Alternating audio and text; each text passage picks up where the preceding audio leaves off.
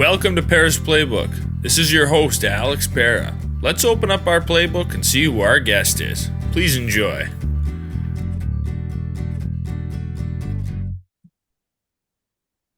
Welcome to episode 213 of Pera's Playbook. Today we're joined by Stuart St.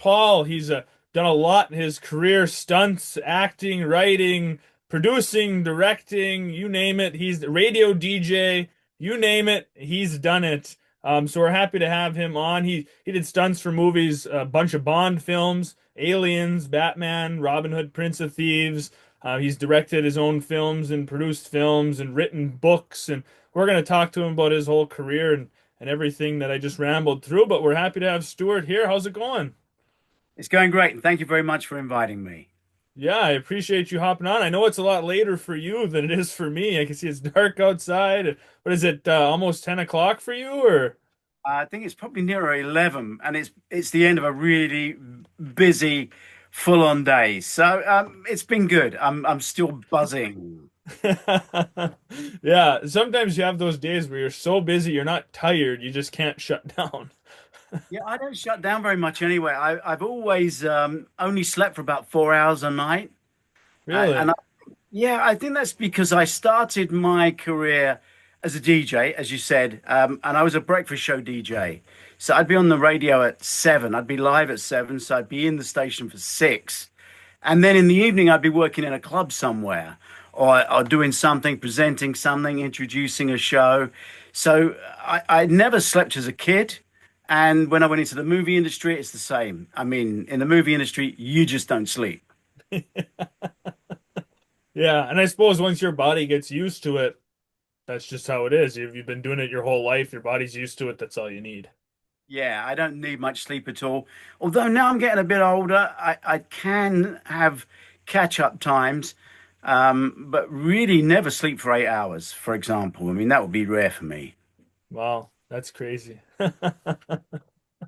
So you mentioned the DJ. What kind of music were you into? What kind of music were you DJing? Yeah, I was a breakfast show DJ, so it was just really popular chart stuff. It was more about the kind of buzzy impact of the show. I was chirpy and lively as a DJ, so I did that morning slot. It was the kind of DJ I was. I never did like a lunchtime show or an evening show or stuck with a particular kind of music. I did love Motown and soul music, but I also like country and western. And I got into soft rock, but I wasn't really into heavy rock when I was younger. Uh, Now I don't mind it so much, but when I was younger, that wasn't on my playlist. Yeah, so you were the guy people wake up in the morning on their way to work, getting ready for work. They're That tuning into you to start their day. So, if you're asking where the story started, I don't know how much your viewers will know about England, but we didn't have any pop radio right up until about 1979. Really? Uh, I Wow. think, was it 79, 60, 69, 67, 1967. God, my brain's fading now. Yeah, it was 1967 when Radio 1 started. Now, up until then, to play popular music, we had ships that were moored just off land at sea. And I had this great thing as a young lad. I wanted to work on those pirate ships. And I grew up listening to the transistor radio under my pillow, wished to be on the radio. To the point where, let me see if I can find you this slide. I actually built a radio desk in my house. So this is my radio desk. Oh yeah.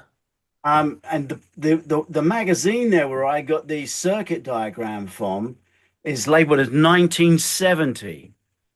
So that's how long ago it was. I built the radio station, and I used to DJ to myself every night. And I used to send the tapes to these radio stations.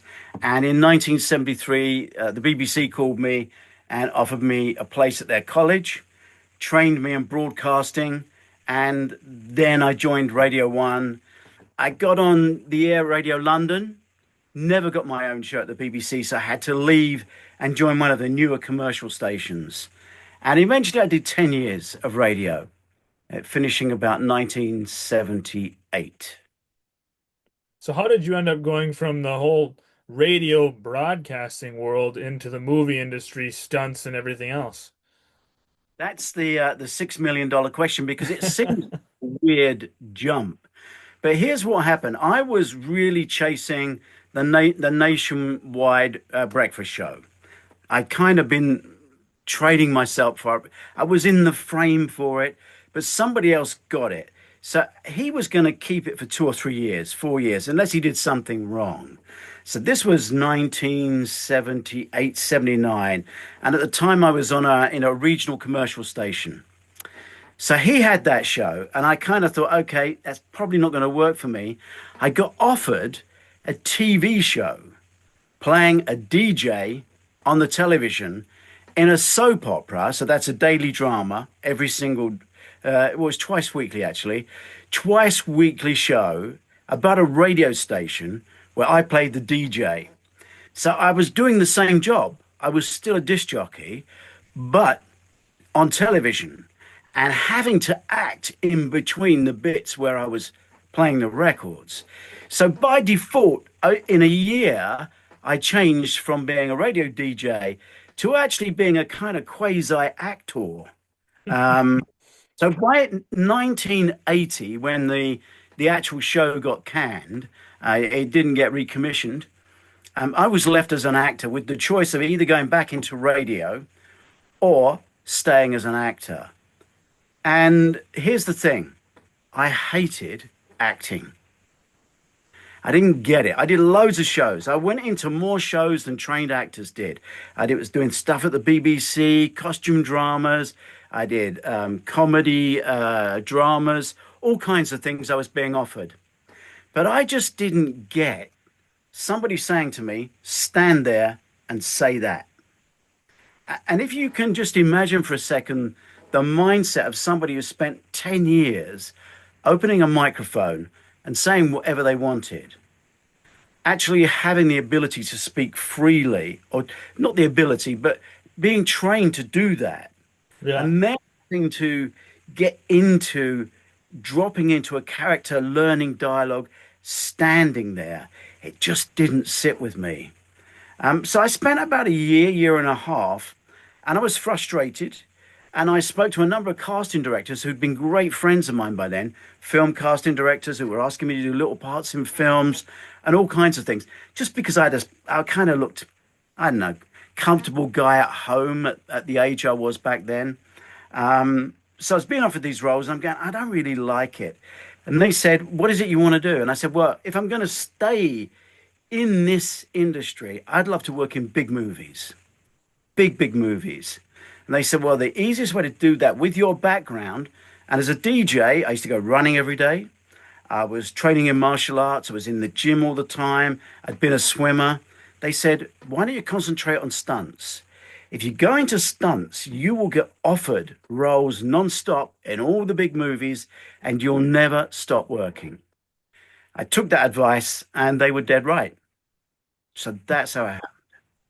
That's a really interesting story because I'm guessing that when you were a kid, right, you talked so much about the radio and the broadcasting that that's all you probably ever thought you wanted or that you were going to do, and this all came later in life. So many people they dream of being actors or in the movie business from when they were little kids. That's where it starts. But for you, it came later in life.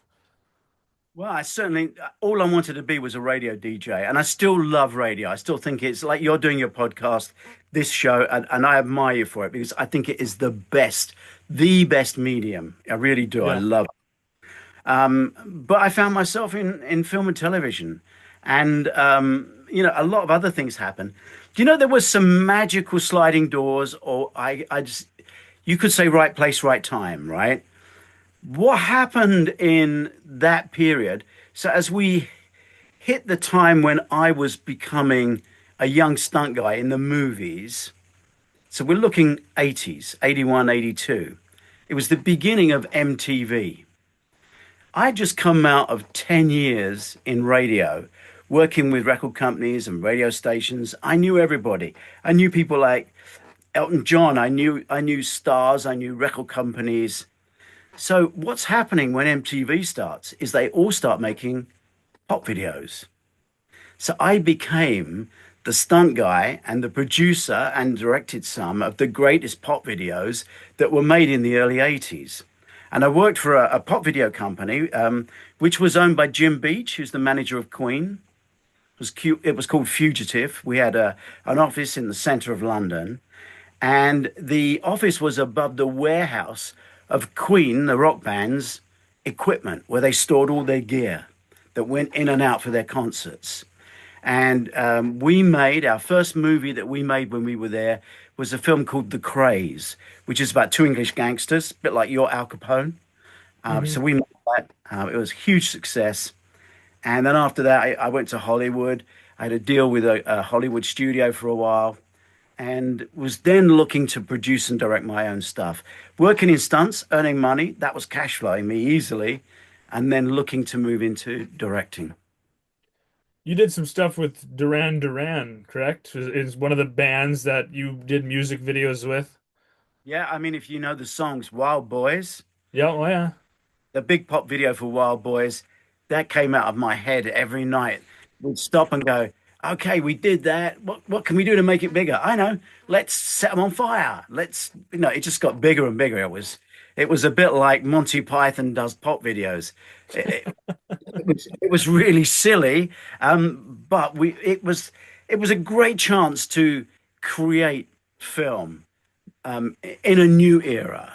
And then, of course, we had the VHS video scene where low budget films got made. So it was a great time to be in the movie industry then.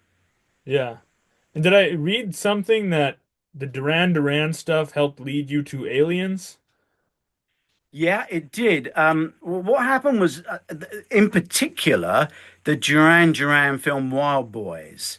So Jim Cameron comes over to England. He's got to make Aliens at Pinewood. Why, I don't know, but that's where the film was going to happen. Now, at that time, Jim Cameron had not had a movie out. He'd not had a hit. So he was completely unknown. And England was very old school. The studios were old school, a little straight-laced and Masonic, I guess you could argue. And when James came in, he was looking to try and do things differently. So because he'd seen some of the pop videos, he'd seen Wild Boys, I got called in, and I actually didn't want to do the movie. Really didn't want to do that film. And I nearly turned it down. I kept saying no to it. And it wasn't because I was saying no to the movie, but they weren't asking me to be head of department. And by 1985, which I think it was, Christmas 85, I had started to be a stunt coordinator. I was no longer a performer. And he wanted me, I did a test inside the Queen Alien. We did the tests with the arms, me and another stunt guy strapped back to back. And Jim wanted us to play his Queen, which was a very nice compliment, but I was hoping to have moved on and become a coordinator. In the end, I did do the picture, but it was because he'd seen the younger funky stuff, because he was young and funky, and everybody else at Pinewood was kind of old school. That's why we got called in there.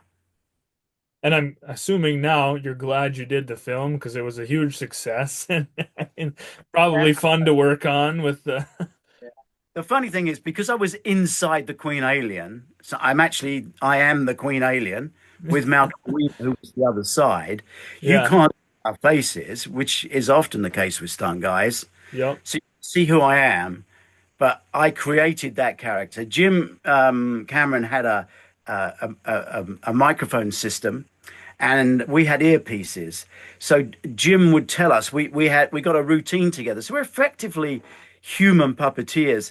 My left arm was the lower right arm of the alien, and my wrist joint here was the elbow joint of the my wrist was the elbow joint of the monster, and I held a broom with a floppy hand on. Same on the other hand. So my two arms were outstretched, and when they shouted cut, there were two assistants came in and took the weight and rested my arms.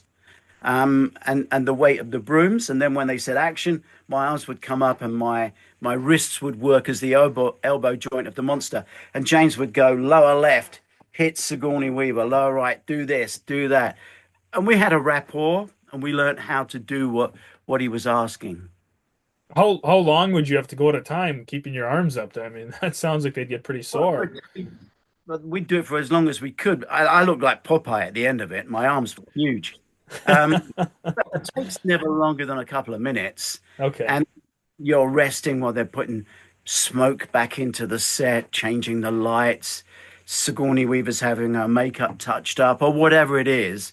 So we had rest in between each go. But we went into that monster like at 7 o'clock in the morning, and sometimes we didn't come out till 10 at night. Wow. That's Yeah, crazy. yeah, it was.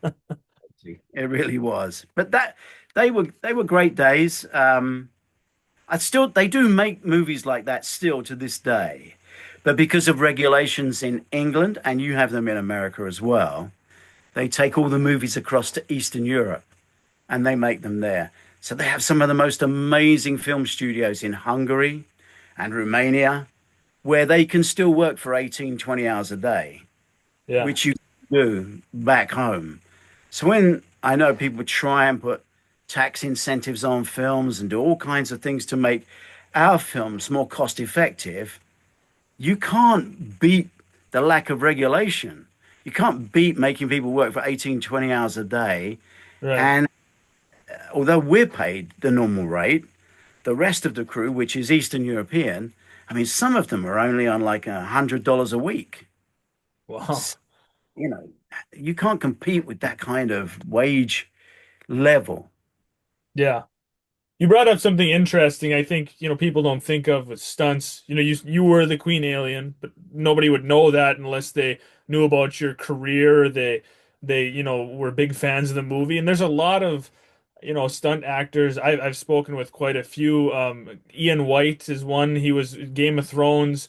He played so many different characters that everyone had seen. He was White Walkers. He played giants. All of this stuff that people saw, and he was in so many episodes, but he doesn't, his face is rarely shown. The stunt people are such a big part of movies, but if you don't watch the end credits when it's scrolling 100 miles an hour, people have no idea, the impact that, right? They see Dwayne The Rock Johnson and they see Daniel Radcliffe if it's Harry Potter, all these big stars, and that's Yeah. what they attribute the movie to. They do. I guess, but that's the nature of the job. The stunt guy gets paid for that. I mean, the stunt Right. guy's next to the director and the star. He's the highest paid person on the set. So it's not a bad job to have. You're not going to moan Yeah, about. right. But there were some of us who got known as I started as a DJ and an actor before I was a stuntman, as you know. So I used to get the stunt acting parts. I used to get those odd three lines and then get shot. Say something, then fall off a train. So I often did play a part, but it was never my goal to be a big movie star. What I enjoyed more was writing. And now in retirement, and I am retired, I have no intention of going back to a movie set again and doing those hours. I'm over 70, so I'm not going to do that.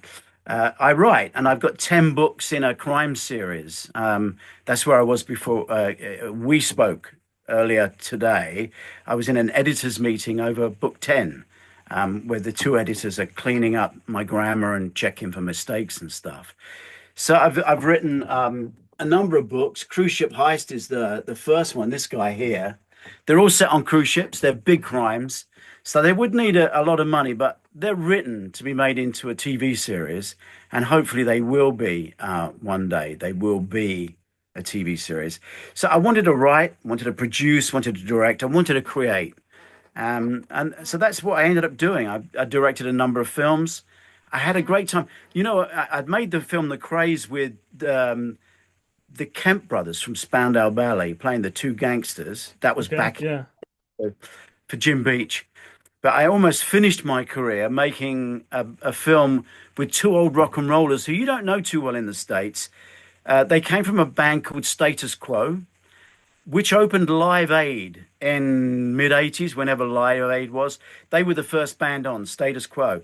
Well, we met, God, I don't know when it was, about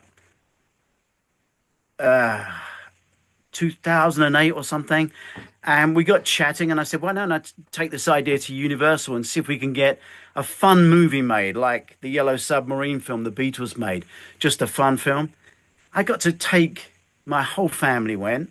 My daughter's an actress, as you probably know. My son Yep. is my wife's an actress. Took the whole family to Fiji for 3 months and the rock band. Had a ball. I mean, we're in a blessed profession to be able to do something like that. Yeah. Right. Yeah. It's a cool job for sure. It's not one that everyone would want. There's a lot of people that wouldn't want those 20-hour days. They wouldn't want to deal with any of that. Right. And there's some risk involved with certain stunts depending on what you're doing. Um, I think it's more than the risk, it's the pressure. yeah. And people realize this, it's the legal pressure. Because okay, to explain this very quickly, if you are organizing a deliberate accident, so it's not an accident, a deliberate incident which could cause death, is quite likely to cause harm, and quite possibly could, in your place of work, you have to do a risk assessment and let your employer know to the full extent at what risk his employees, your other employees, the actors and the crew, are at risk. So if you're doing a stunt, you have to, as a stuntman, put together a risk assessment, a very legal, litigious document that goes off to the insurance company, the company's lawyers, and the company's CEOs who or their office, who agree to sign off the fact that you're going to dangle some movie star or a stunt double on his behalf off the edge of a cliff and drop them, or crash a car into a tree at 60 miles an hour, and it could cause an accident. But you have the ambulance there, you have a doctor there, you have the fire brigade there, you've taken all the precautions. And those documents have to be so rock solid that when you get to court, the barristers, or your version of barristers, what do you call them? Lawyers, Yeah. attorneys, Yeah. will use your paperwork to try and blame you, or certainly the other barrister will. So the pressure, the legal pressure in creating incidents and accidents is huge, huge, beyond belief. Yeah. Yeah. That's definitely something nobody ever thinks about.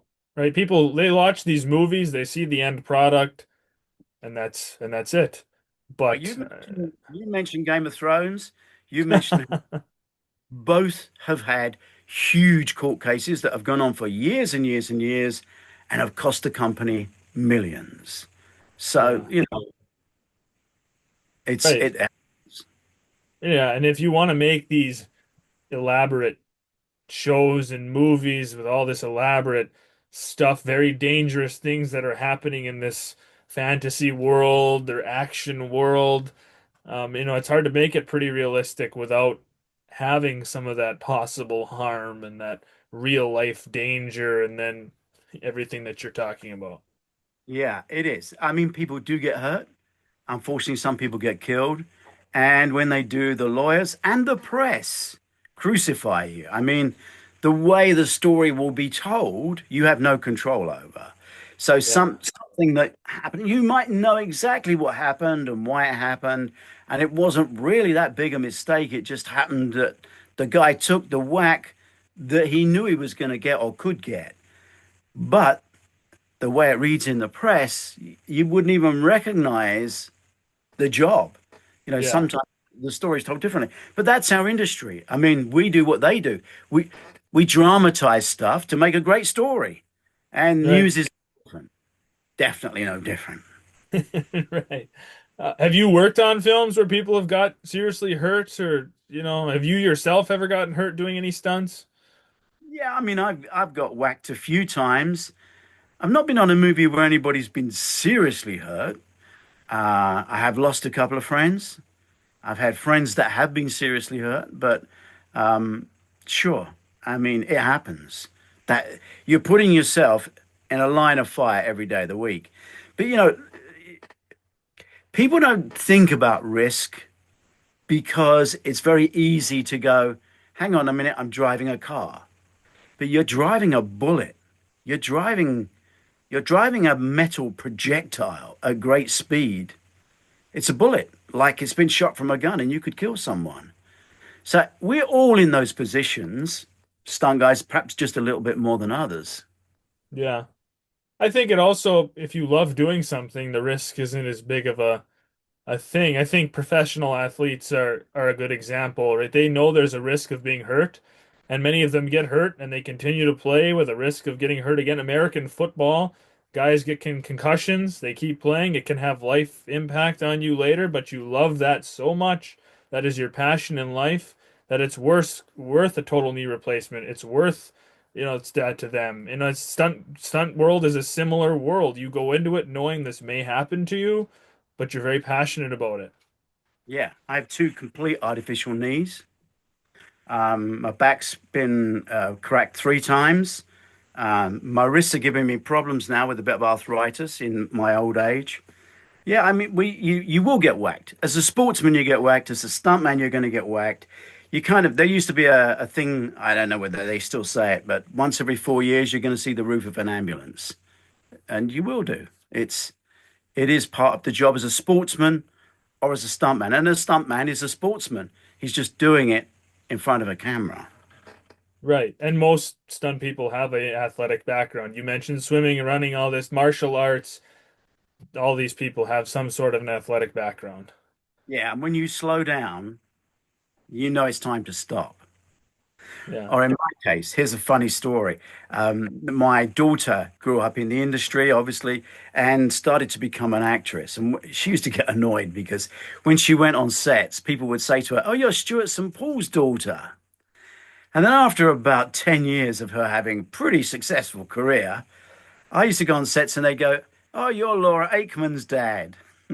So at that point, it's time to get out. Yeah. It's cool that your daughter, your son, your whole family is in the industry. Yeah, yeah. She just had I James Corden over there because he used to do your Yeah. late night live. Well, Yeah. he had a program in England called Gavin and Stacey, and she was going to marry James in Gavin and Stacey instead of his real girlfriend. So she became the villain in England. So everyone knows her.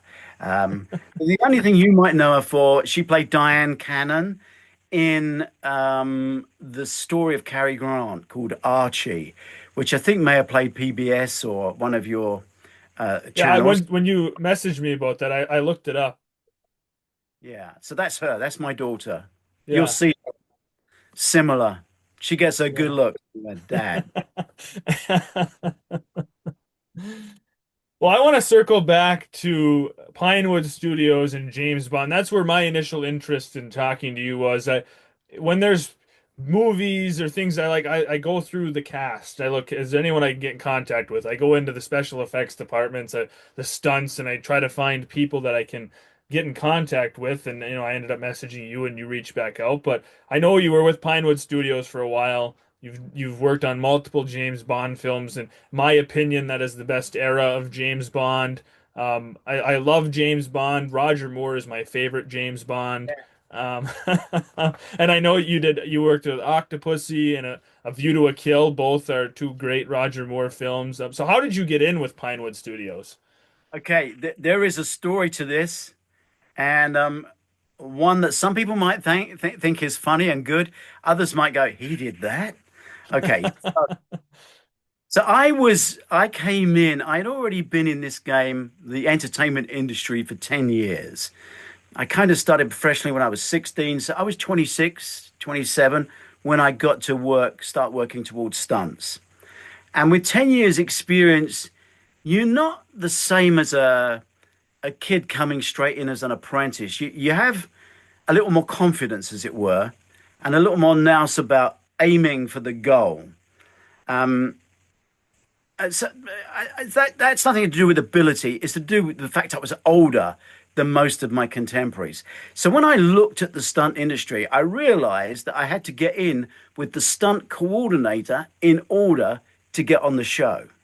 So I realized, or I found out quite quickly with a visit to Pinewood. In those days, there was no big security like there is now. You just go in. Bob Simmons, who was the coordinator of the James Bond, used to enjoy having a drink after work, so he never drove. He used to get the train home and then walk from the station back to his house, which wasn't too far from where I was living. So as I realized this, I kind of tracked out his route. And I went to his road one day where he lived, and I parked my car up and I stood on the corner and waited until he left the station. Then, as he walked up the road, I went back to the car, pulled it out into the road. This is a side street, right? And as he started to cross the road to his house, I drove up and braked quickly, but didn't hit him. And I got out and I just went, "Oh, I'm sorry, sorry, sorry. I'm really, really, really, really sorry. I was probably going too fast, but I saw you and I apologize." And he was going, "Oh," he was in a bit of a shock. We got talking. And then I went, "You're Bob Simmons, stunt coordinator." He went, "Yes, love, I am." And then all of a sudden he wanted to tell all of his old stories. And I went, "I'm a stunt man. I live just down the road. I don't believe it that you live here. Crikey, we could go to work together. I could drive you to work." And he went, "Oh, my team's full." And I gave him my card. Within about an hour, he rang me at home and said, "You couldn't give me a lift to work tomorrow morning, could you?" I went, "Of course I could." And that was it. I then got known as Bob's driver because I was on every film he did for about the next 2 years. I love that. That is funny. That's a great story. That's a great way to get in. Well, listen, doesn't matter how you get there, you just got to get past the finish line, right? Right. I always Exactly. say to young actors, one of the things that I think sportsmen, when they come into the entertainment industry, whether as presenters or actors, one of the reasons they're so successful and they manage to cut the line and go straight through is because they're taught to win. Sportsmen are taught you have to win. There's only Yeah. one gold medal. There's no prizes for second, third, or fourth. Right. Actors are not taught that, but they should be. They Yeah. definitely should be. Because if you're going for an audition for a part, there is only one part. There may be 300 kids in the open audition, but there's only one role. You've got to win to get that. And that's why sportsmen, I think, have got that. I've got to get it. I will get it. I'm going to win. And I'll train harder and be there first. Yeah. I've talked about that with a few people that I've had on the podcast that started in the sports world as athletes and then transferred over to the entertainment, acting, directing, whatever they've gotten into. And that we've talked about the similarities between the two worlds and the success you can have, like you mentioned, going from sports into entertainment, how it really can give you a huge head start. Maybe you didn't grow up acting, but you grew up performing and you grew up competing and like you said, always wanting to win, striving for the best, striving for that number one spot. And that competitive nature, that hardworking nature, all of that sets you up for success. Yeah, it's true. And also you're taught to talk to your audience, you're taught to be interviewed. And the other thing actors don't realize is an actor really only has one job, and that's to sell tickets. If you can sell a show, if you can sell a movie, if you can sell a theater show, if you sell tickets, you'll be employed. Yeah. Will be the person they call because you need to go on to James Corden's Saturday Night Live. You need to be interviewed. You need to be able to tell the story. You need to come on Alex's podcast. You have to do these things. And if you can't do it, that's like most 60% of your job. The Yeah. acting bit, that can be mended afterwards. But Right. talking to you live, Alex, that's it. We're live. Right. It's live. Yeah. You're right. Exactly. No, you make a very good point that people don't necessarily think about for sure. Yeah. I mean, there's a lot of things, if you relate it back to sports. But you can't teach size like somebody who's tall. Like maybe they're good at basketball. You can teach some of that skill of being a good basketball player, but you can't teach being tall.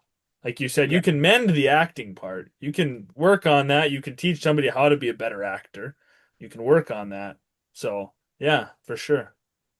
Yeah, but you can't reinvent yourself. No. I learned that kind of the hard way very early on in my TV career. Is I used to love some of the shows we had, the action shows. We had cop shows and stuff, and there was one casting director who did them all, and I managed to get in to see him, and I had a 15-minute slot, and I sat there selling myself. I can fight. I fought in three national championships in judo in England. I've fought in the national championships in kung fu. I grew up in the East End of London, and he's looking at me, and I'm telling him all this stuff, but I've got a chocolate box face, and I'm only 5'7". So he rings me up for a cop show, and what am I playing? Playing a gay guy in a bar. What you can't get away from is look in the mirror. What is it people see when they look at you? And a lot of actors don't do that. Sportsmen have to, because if you're tall, you're going to be a centre forward. You're going to be running for goal. If you're a big actor with a bald head, you're going to be playing a bouncer. If you've got chocolate box looks, you're going to be, the kid who falls in love. It's not rocket science. Right. Yeah. No, it's a good point. I mean, yeah, if you've got this certain look to you, run with that. Um, you can, especially when you're starting out. Once you make a career for yourself, look at somebody like Tom Hanks. I mean, he's done so many different, right? Once he made a name for himself, he can do whatever he wants now. He can do an action movie, a drama, anything, but he made that name for himself. He started with the same roles, the same types of roles. And once you grow into your career, then branch off. Don't, Yeah. yeah, no, good He has advice. a pretty good chassis, hasn't he? I mean, the guy looks pretty good, and he's the right size, so he could be the Yeah, leading man, or he can just right. stoop down being someone smaller. He's perfect size, and he fits the bill. Yeah, definitely. So, with some of those James Bond films, were you always just at Pinewood Studios, or did you travel around the world? I mean, I know that Octopussy and A View to Kill, they filmed part of obviously A View to Kill in the States as part of it was set there. Octopussy, there was stuff all over the world. So, did you travel, or were you only at the studios? The Indian stuff on Octopussy, I did. I didn't leave the country for A View to a Kill. Um, but yeah, I mean, films. Sometimes I did American Werewolf in Paris, which we shot in Luxembourg, Paris, Holland. Crikey, we went all over the place. Um, Tons of stuff now is shot in Hungary. I mean, the end of my career, I was forever in Budapest or Romania, and I loved Budapest. Wasn't so keen on Romania, but yeah, I've worked all over the world, from Australia to America, England, everywhere, and some of the great places: Thailand, Fiji, great beaches. Sometimes you're in the snow, sometimes you're in the sand. Yeah. Yeah, So, I've what had a types of what types of stunts, were you doing for Bond films? Like, what kind of stuff were you on? Let me think. In View to a Kill, the stuff you might remember, there was a huge inner cave where there was some. They were working in there. I don't know why what the story was, but there were like huts around the cave, and it was filling with water, and water was coming in, and there were like huge chutes of water that came over the tops of huts, and the workmen who were around the huts just got taken with the water draft, Yeah. literally wiped off the cliff and dumped into the lake below. Well, that was all in the 007 stage. So we were on a platform probably about 20 feet high, 30 feet high, maybe, I don't know.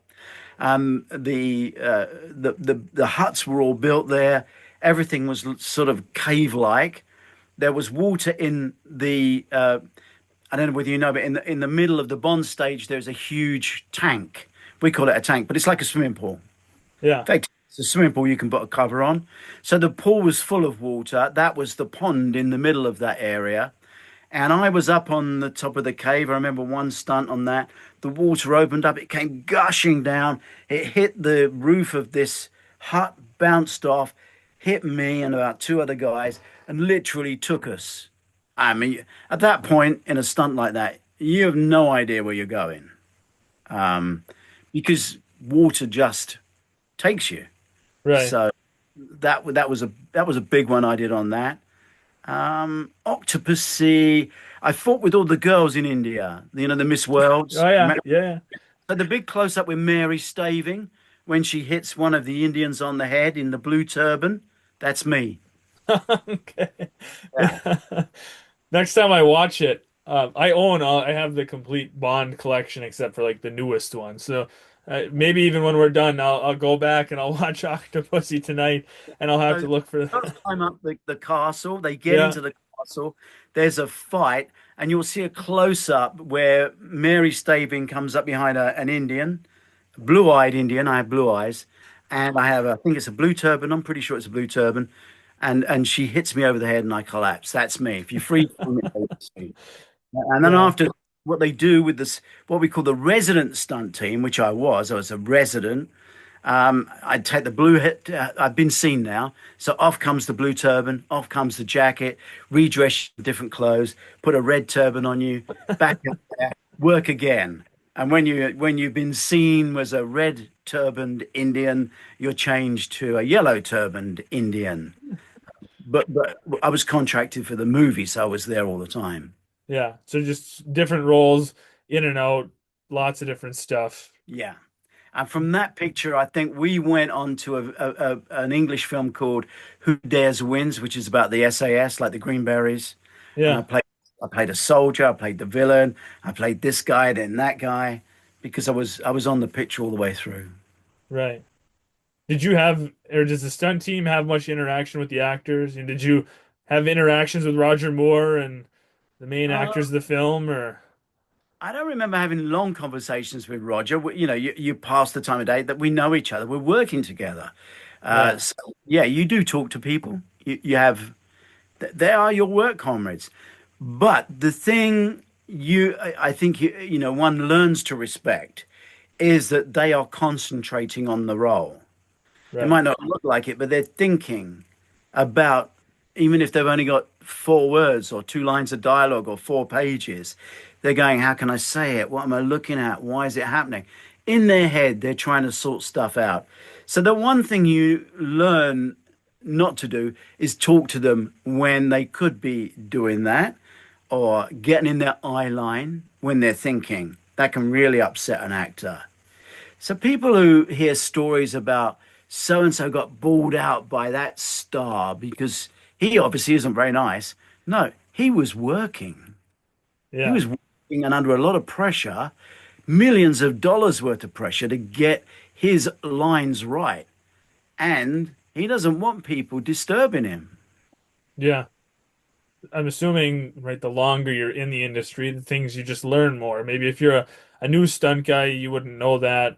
You go talk to an actor and you get chewed out.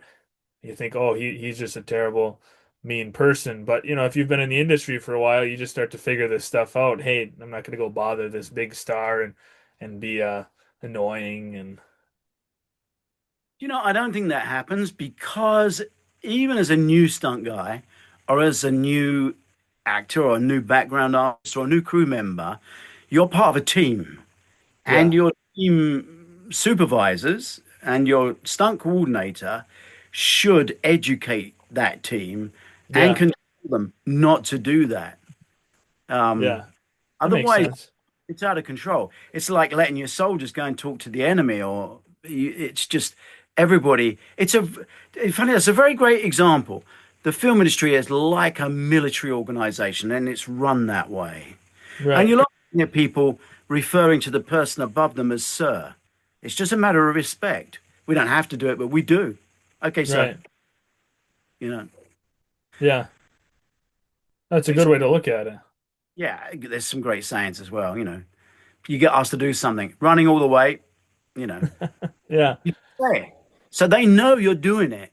It's like copy that as you get, Right. and it's very military. Yeah. There's a chain of command. I mean, you've got the directors and the producers up at the top. They're like your generals and working all the way down to assistant directors and stunt coordinators and assistant coordinators and all of the background actors and the stuntmen are your troops and you've got your yeah, it's I mean it's built the same way. Yeah, And everyone's got to be on the same page for success. Just like if there is a military mission, right? One person could follow up that whole mission. It's the same thing with the stunt team, I'm assuming, right? One guy misses his job, his command, whatever he's supposed to do, it's all off. you don't miss anything. You don't have a day off work. You're never ill. You seriously, it's not that Yeah, kind of. If you think you want a job where you can occasionally take a day off, it's not in the movie industry. right. Because how can you take a day off?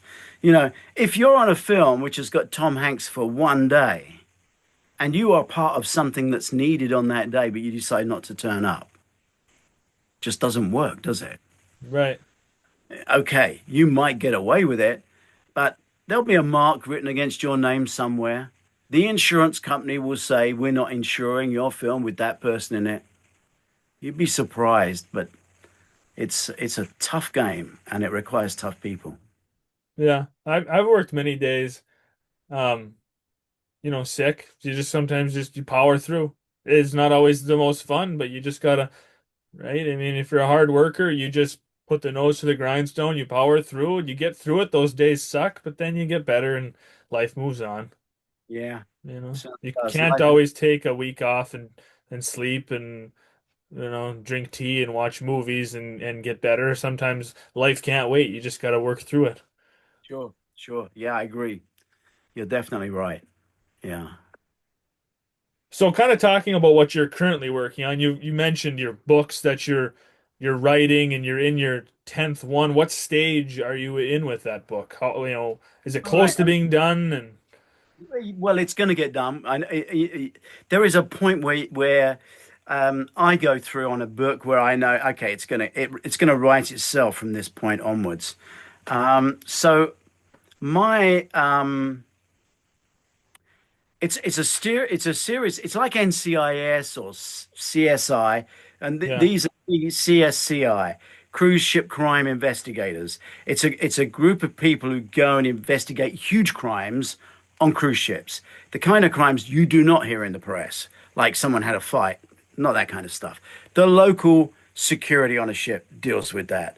So we're dealing with drug gangs who are moving drugs on cruise ships, or people smuggling, right, or a gang stealing the art from the walls of a ship, and the ship doesn't know it's going until it's too late.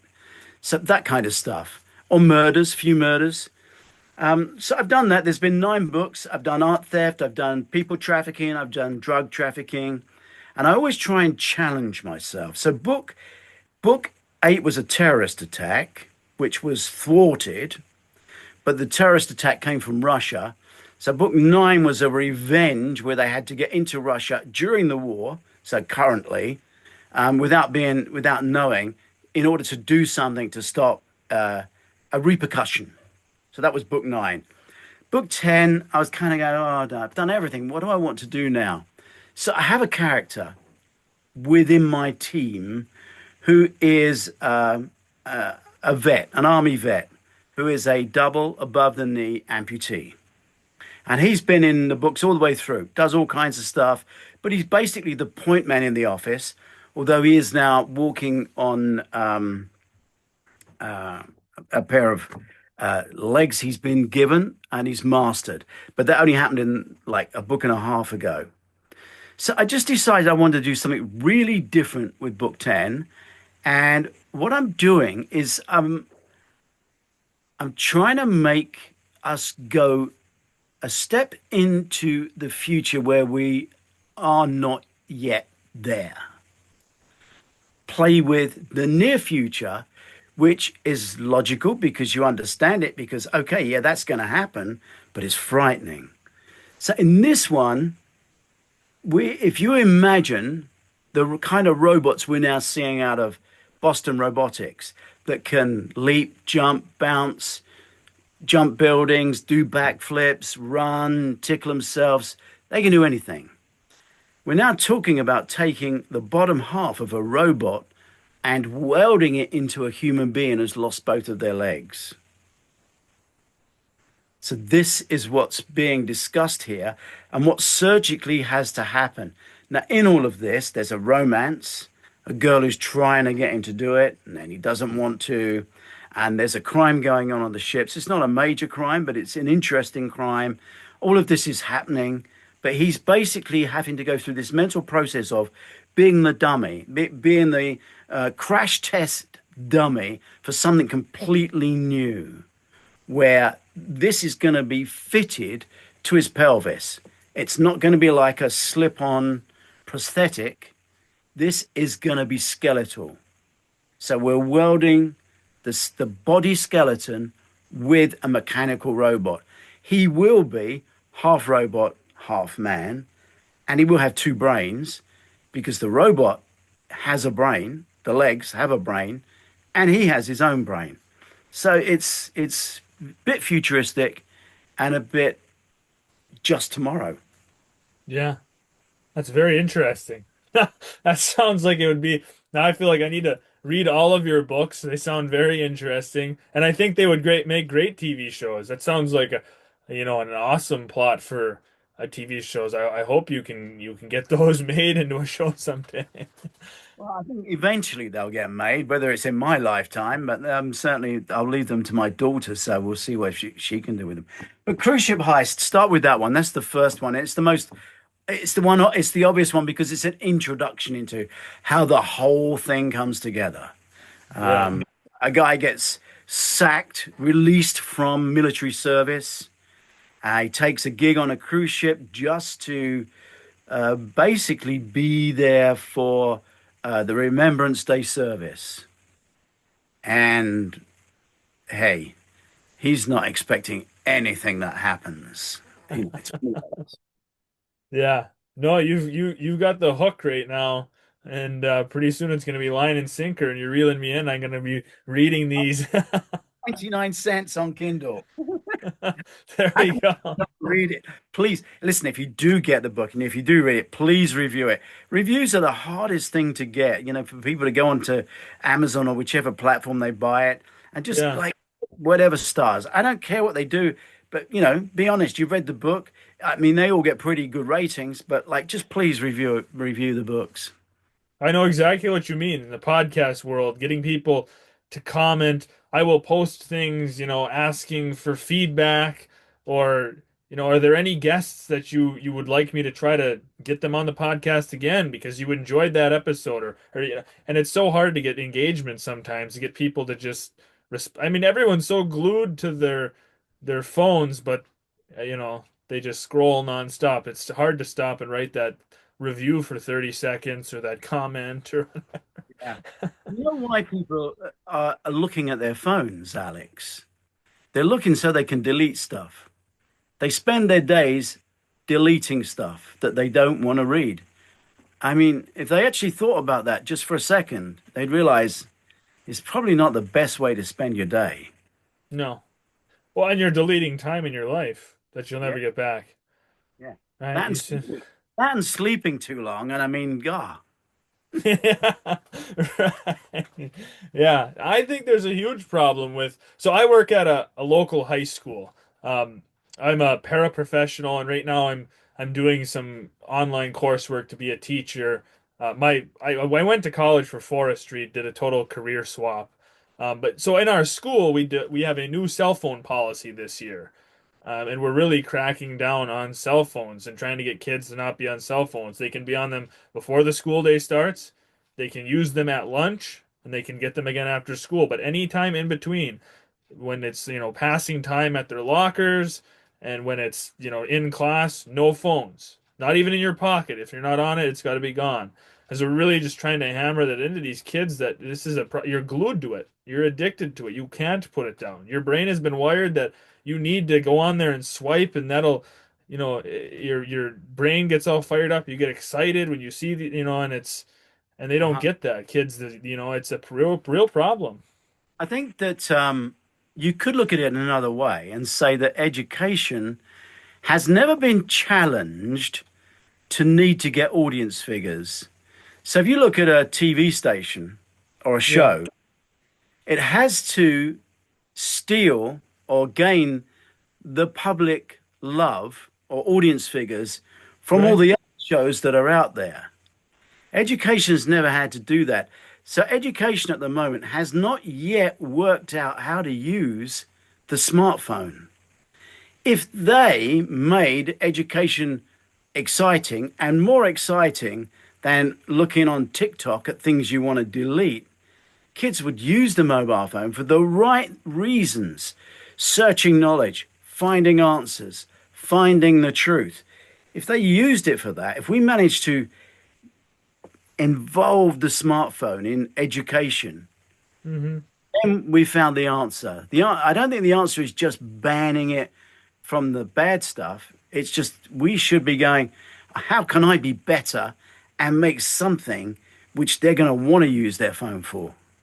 Yeah. No, it's a really good point. Right now, we're competing against the phone, right? It's education versus the phone. Only one can win. But I mean, in the end, we have to come to this realization that you talked about, right? We've got to blend technology and education together. And that's why I think like at the school it's not a total ban because kids can use it at lunchtime and whatnot. I know there are schools that do that. You're not allowed to bring your phone in the building at all. There are certain schools that have a total ban on cell phones for the whole day. And I think that's a bit, that's pretty crazy. Um, but yeah, the technology is there. Definitely use it. In the program I'm doing for teaching, there I just did a whole lesson on technology in the classroom. How can you use technology in your classroom? What resources, all this. There's so much stuff out there I know that, it's really expensive, but there's like VR stuff that would be great for history classes where you can have the kids and they can go like they're walking around ancient Rome and they're in this virtual world and it can make history learning. If people have talked about like an anatomy and physiology class where maybe you have some sort of a virtual reality and you can see all this stuff with the human body. I mean, there's so many endless possibilities with education and technology. Yeah, if they make it fun and make it great. It's like most of the people in your class. I would think at least half of the people in every class you're teaching now are going to be working in some way or another and with computers or apps and phones when they go into the workplace. Yeah, They might even be just doing simple stuff like drop marketing, where you are like if you go to my site, stuartstpaul.co.uk, it's got all of the stuff about me, but I also film all the cruise ports when we go there. So there's like every cruise port in the world, there is a guide on what is at that cruise port. So within there are like links to go and find things on shopping channels which are cruise related. And that's called drop marketing. So I don't have the stock. It's not my stock. It's it's like eBay or it's Amazon or whoever, but those links are on my site. And why are we not teaching kids how to use drop marketing, to use social media for commercial positive uses rather than just be the consumer? right. Hey, No, there's no way to escape it. Whatever career that you go into, you're going to be using some form of technology, and it's just going to keep growing with AI and with everything that we're moving towards. If you go into engineering, you're going to be using technology. If you're in the business world and the marketing world, you're going to use technology and social media. If you're in education, you're going to use technology. There's no way to escape it. It's here. We have to work with it. so it goes back to kind of where I started. My original training at the BBC, I was taught to become a program maker, a creator. Yeah. And we're using those terms today more than ever. YouTube are talking about their creators, their programs, and they're teaching people how to become creators and program makers. And if we were to engage more in education with that, I think the phone and the computer would be a positive thing. and they wouldn't just get used for dumb stuff. Yeah, it's a balancing act, right? And I think schools are and educational institutions are going to have to play with different things. They're going to have to try to get technology in the classroom, also have some sort of a policy on when it's appropriate to use your phone and what you should be using, and find that balancing act between, like you said, where kids won't want to go on there and just endlessly, as they call it, doom scroll. You're just sucked in, brain rot, all this, you're just sucked in mindlessly for hours on end. And they want to use it for good because there's so much at our fingertips. That's good, right? I mean, if you have a question, you can just search it up and get the answer instantly. You didn't used to be able to do that. They're wonderful tools if they're if they're used properly. You can Yep. call somebody who's 10 hours away and talk to them. Your family who lives far away, us on different continents, different time zones. I mean, there's awesome uses.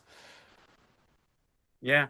See, as a filmmaker, you look at all this and think, how can I use the possibilities of what might happen? And you're creating stories from just looking at the possibilities of success or failure from the technology that's available to us. Yeah, for sure.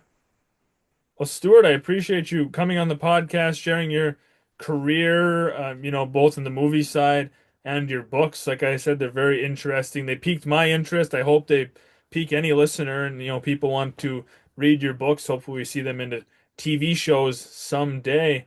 But I really appreciate you taking some time this evening and sharing some thoughts on the podcast. My pleasure, Alex, and I wish you all the best with your podcast. Thank you. Thanks for listening. Please stay tuned for more episodes soon.